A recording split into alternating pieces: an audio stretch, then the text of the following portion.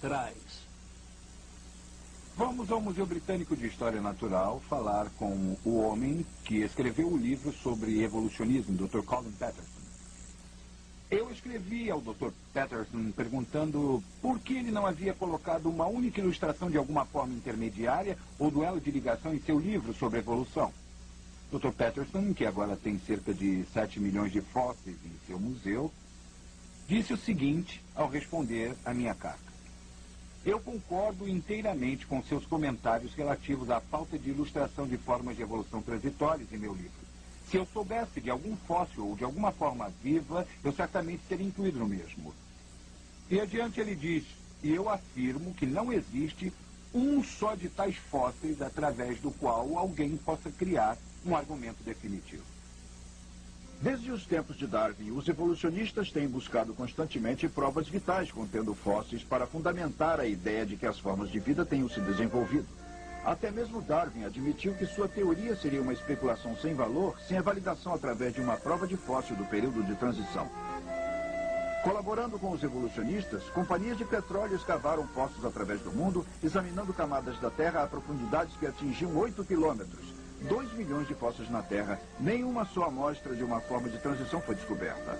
Ao longo dos anos, a pesquisa em geologia e arqueologia também falharam na produção de evidências que apoiassem as afirmações da teoria evolutiva.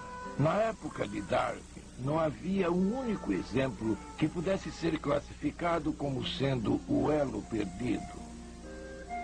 Na verdade, foi apenas perto da época de sua morte que um fóssil de uma ave foi descoberto na Bulgária, eu acho. E chamava-se Archaeopteryx, e de todas as formas, seria o intermediário entre os répteis e as aves. Este foi o triunfo para sua hipótese. O Archaeopteryx, classificado hoje por muitos paleontólogos como apenas uma ave, não um intermediário entre um réptil e uma ave, foi a primeira de uma série de manobras enganadoras para promover ideias evolutivas.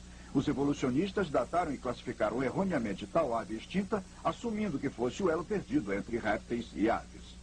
O melhor exemplo de uma forma de transição que os evolucionistas fornecem é o Archaeopteryx, supostamente o elo perdido entre os répteis e as aves. Recentemente, outra ave foi encontrada pelos evolucionistas com a determinação de que seria 75 milhões de anos mais antiga do que o Archaeopteryx. Portanto, ele não poderia ser o ancestral das aves. Os evolucionistas não têm ideia de como os répteis evoluíram para as aves. Eles não têm nenhuma espécie de transição.